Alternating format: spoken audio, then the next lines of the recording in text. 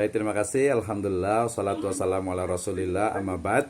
Ya, ini jadi kelanjutan dari tadi ya. Ini sebenarnya ini untuk mengenalkan saja dulu nanti, karena sebenarnya fokus kita tuh di jari waris ya. Oke, baik. Jadi tadi ada ahli waris, sebenarnya mudah saja. Pokoknya mulai dari urutannya itu adalah mulai dari anak, cucu, cicit ya, 3 aja lah ya. Kalau ke bawah itu kan kayaknya biasanya agak susah juga, jarang sekali gitu ya. Lagian kalau ada anak kan cucu juga terhijab juga ya, mahjub juga, tertutup juga. Jadi ahli waris laki-laki ini adalah anak laki-laki, kemudian cucu laki-laki sampai ke bawah. Kemudian dia naik ke atas yaitu ayah, kakek dan seterusnya. Kemudian baru nanti ke kiri yaitu saudara laki-laki ya, kemudian juga anak laki-laki dari saudara laki-laki, kemudian nanti baru paman, kemudian juga anaknya paman, kemudian juga suami ya, nanti termasuk juga istri gitu ya, dan juga bekas budak laki-laki. Nah, kalau bekas budak ini biasanya dia pembahasan di masa lalu gitu ya. Ini adalah ahli waris laki-laki. Tadi suami istrinya belum masuk karena di yang berikutnya. Ini adalah ahli waris laki-laki. Yang kedua adalah ahli waris perempuan. Ya jelas ya, anak perempuan ini adalah ashabul furud, dan juga nanti ada ashabah ma'al ghair ya. Kemudian anak perempuan dari anak laki-laki ya, cucu perempuan, kemudian juga ada ibu. Jelas ini yang sering banyak ya, di masyarakat itu sering tidak dibagi gitu, padahal ibu itu jelas adalah ashabul furud ya, orang yang memang berhak untuk mendapatkan warisan ya. Kalau nggak ada ibu berarti nanti nenek ya, dan seterusnya ke atas. Kemudian juga ada saudara perempuan. Tadi yang sebelumnya ada saudara laki-laki ya. Ini juga kadang banyak sih pembahasan seolah-olah itu kayaknya kurang adil gitu ya. Jadi saudara yang nggak tahu apa-apa kok dapat gitu ya. Apalagi nanti kalau tidak ada anak laki-laki atau tidak ada ayah misalnya. Tapi ya tadi tilka hududullah, itu adalah yang ketentuan dari Allah Subhanahu wa taala, dan Allah Subhanahu wa taala pasti mengetahui yang terbaik untuk manusia ya. Saudara perempuan, saudari ya berarti ya.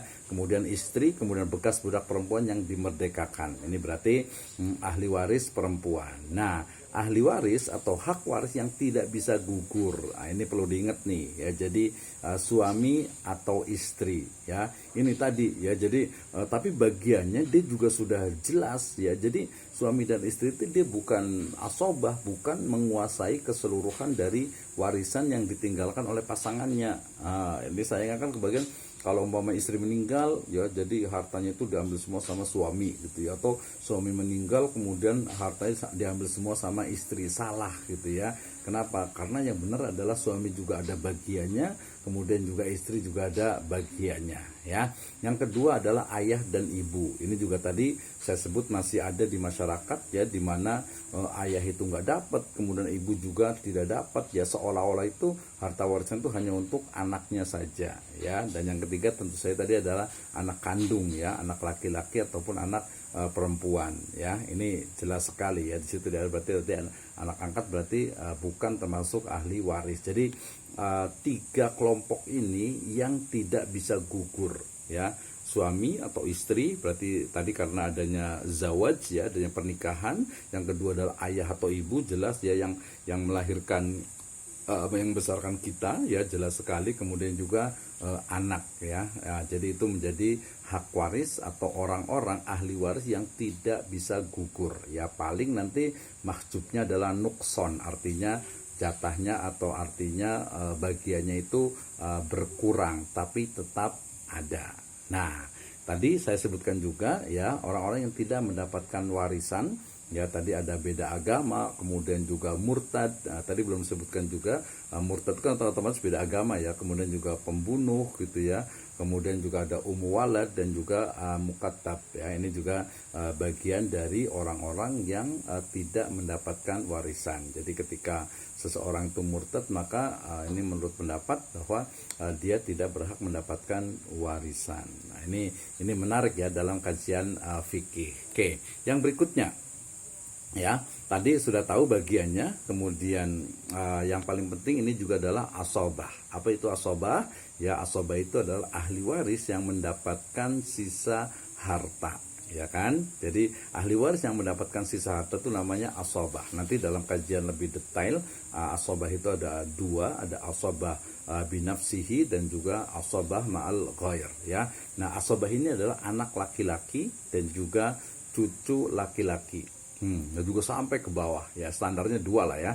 Jadi anak laki-laki dan juga cucu laki-laki itu adalah asobah ya. Kemudian ayah yaitu juga adalah asobah, kemudian kakek ya. Jadi nanti dia berurutan ya. Kalau umpamanya ada anak berarti ayah nggak jadi asobah, tapi dia hanya mendapatkan ashabul furud ya. Kemudian kakek itu menggantikan ayah ketika ayah itu tidak ada ya. Kemudian yang kelima adalah saudara laki-laki seayah dan seibu atau sekandung ya. Jadi saudara sekandung itu dia adalah asobah ya. Demikian juga saudara laki-laki seayah ya, dia juga adalah asobah ketika tidak ada kakek, ketika tidak ada ayah, ketika tidak ada anak laki-laki atau cucu laki-laki dari anak laki-laki. Wah, jadi agak panjang nih ya.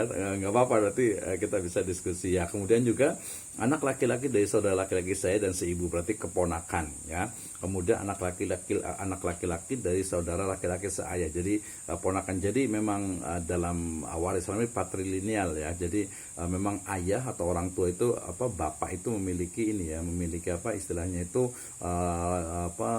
urutan nasab yang sangat kuat. Kemudian nanti dari saudara baru naik ke paman, setelah naik ke paman baru ke sepupu atau anaknya paman. Ingat, paman ini adalah dari pihak laki-laki gitu ya, dari pihak ayah.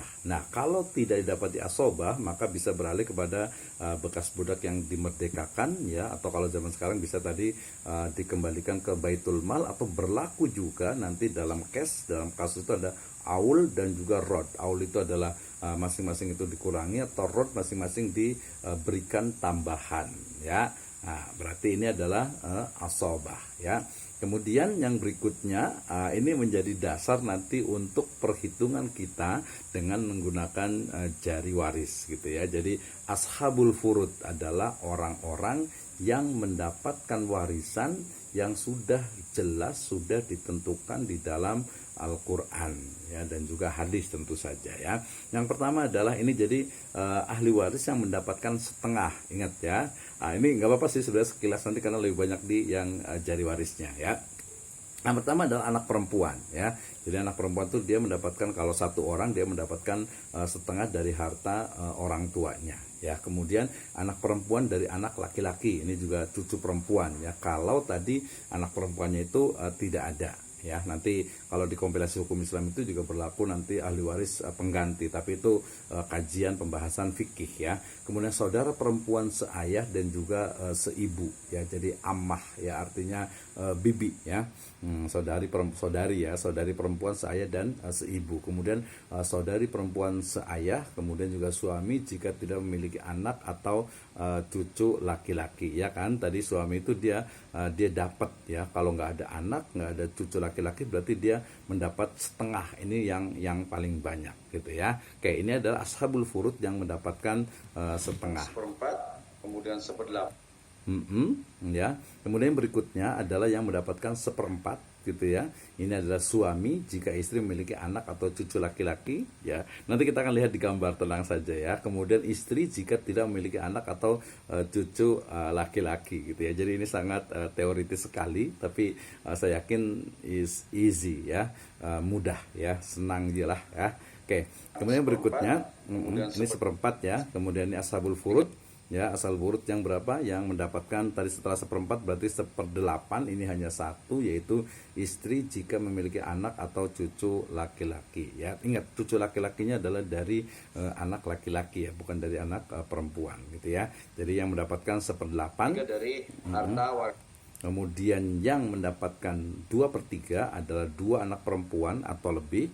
Kemudian 2 anak perempuan dari anak laki-laki ya. Jadi cucu perempuan ya dari anak laki-laki dia mendapatkan 2/3 kalau lebih dari 2 ya, 2 dan seterusnya. Kemudian saudara perempuan kandung ya, ketika dia tadi nanti dia tidak mahjub ya, ketika tidak tertutupi atau tidak terhalangi. Kemudian saudara perempuan, 2 saudari perempuan seayah atau lebih ya. Jadi karena 2 atau lebih itu mendapatkan 2/3. Tapi ingat tadi, selama tidak ada tidak ada yang menghalanginya, terutama tadi adalah anak perempuan, kemudian juga cucu perempuan dari anak laki-laki. Yang pasti ini yang mendapatkan 2/3.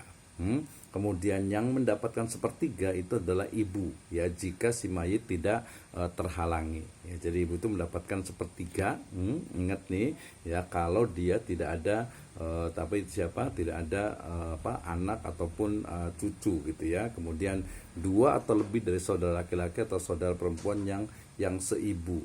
Tadi kalau saudara kandung, kemudian saudara seayah, kemudian ada juga nanti saudara laki-laki yang saudara perempuan yang seibu. Tapi ini dia kalau yang sebelumnya itu ya saudara laki-laki seayah, saudara laki-laki sekandung, ya, kemudian juga otomatis kakeknya gitu ya, kemudian pamannya gitu ya, itu tidak ada gitu ya. Oke, ini yang ketiga, yang seperenam. Mereka yang Yang seperenam ini sangat banyak sekali ya. Jadi ibu tadi kalau umpamanya tidak ada siapa-siapa berarti dia mendapatkan sepertiga. Tapi kalau umpamanya ada anak ya, ibu mendapatkan seperenam. Kemudian nenek kalau tidak ada ibu, kemudian anak perempuan dari anak laki-laki atau cucu perempuan dan masih ada anak perempuan kandung. Dan nanti ada anak perempuan kemudian cucu perempuan dari anak laki-laki. Kenapa? Karena tadi bapaknya itu atau anak laki-laki itu dia meninggal ya, atau saudara perempuan seayah yang masih ada saudara perempuan yang saya dan seibu. Jadi nanti kalau tadi ashabul furud kan udah jelas, jadi dia ada bagiannya.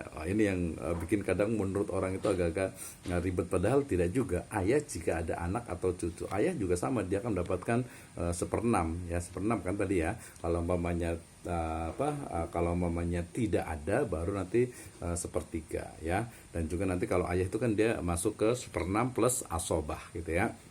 Nah, kakek nanti menggantikan kalau ayah itu tidak ada, dan juga saudara laki-laki dan saudara perempuan terutama ya, dia yang seibu. Ini biasanya tadi disebut dengan zawil arham yang sudah agak cukup jauh gitu ya. Oke, kemudian ya ini yang seperenam, yaitu mereka.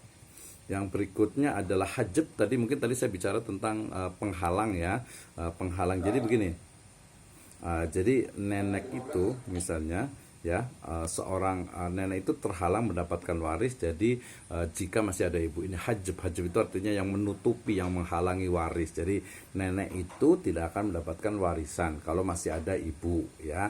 Kakek juga tidak akan mendapatkan warisan jika masih ada ayah gitu ya. Saudara laki-laki seibu tidak mendapat kewariskan jika masih ada anak laki-laki atau perempuan. Jadi saudara seibu tuh dia nggak dapat kalau masih ada anak laki-laki, anak perempuan, kemudian juga cucu laki-laki ataupun perempuan, ayah dan kakek ke atas ya. Kemudian saudara laki-laki seayah dan seibu tidak mendapatkan waris jika masih ada anak laki-laki, cucu laki-laki dan juga ayah ya. Kan ada ayahnya, otomatis pamannya ya nggak dapet lah gitu ya. Kadang kan yang masih kuat tapi wallahu alhami bantukum ba'da fi kitabillah itu ya. Kemudian yang kelima, saudara laki-laki seayah tidak mendapatkan waris jika masih ada anak laki-laki, cucu laki-laki, ayah dan saudara laki-laki seayah dan seibu atau kandung ya. Jadi ini orang-orang yang nanti kita lihat ya bagaimana cara penggunaannya dalam waris ini, dalam jari waris ini. Jadi orang-orang yang mahjub ya, yang terhalangi dari warisan. Kemudian ini juga penting. Jadi sebab saudara perempuan mendapatkan separuh laki-laki karena adanya 4 orang. Jadi saudara perempuan, ingat ya. Jadi adanya anak laki-laki ya, kemudian adanya cucu laki-laki, kemudian adanya saudara laki-laki seayah dan seibu, kemudian saudara laki-laki seayah. Demikian juga nanti paman laki-laki, anak laki-laki dari paman sepupu, anak laki-laki dari saudara laki-laki keponakan, dan tuan yang membebaskan budak mendapatkan waris tanpa saudara-saudara perempuan mereka ya. Ini saya ambil ini dari Rumah Fikih Indonesia ya, Ustadz Ahmad Sarwat ya. Ini saya ambil sengaja gitu ya untuk membandingkan dengan nanti kita akan lihat berpedoman pada ini, kemudian kita kembangkan ya menjadi bagaimana jari waris itu dapat menghitung warisan ya. Ini adalah diagram dari ahli waris yang pertama. Kemudian juga saya ambil juga dari beberapa referensi juga terkait dengan ahli waris ya, al warisnya, kemudian bagiannya, kemudian syaratnya, kemudian juga yang menghalanginya ya, kemudian juga jadwal al mawaris di sini juga. Ini juga bagian-bagian sudah cukup jelas, tinggal kita mengimplementasikan ya, tinggal kita itu artinya mengconvert bagaimana nih dengan jari kita untuk lebih memudahkan ya dalam penghitungannya. Demikian juga ini ya. Nah, demikian juga ini ya syajaratul warasah ini ya. Jadi ini juga sama, mayit, kemudian suami, istri, kemudian juga anak laki-laki, anak perempuan, cucu laki-laki dari anak laki-laki, cucu perempuan dari anak perempuan, kemudian juga ibu, kemudian juga ya, nenek, kemudian juga ada saudara ibu, kemudian nanti ada ayah, ada kakek, kemudian juga ada ibunya kakek gitu ya, kemudian ada paman, dari paman kemudian juga ada saudara sekandung, saudara seayah, kemudian juga nanti ada saudara seibu yang terakhir sampai kepada paman, tadi ke bawahnya juga keponakan, kemudian kepada paman, kemudian juga sampai kepada sepupu. Ini adalah jadwal dari waris di dalam Islam.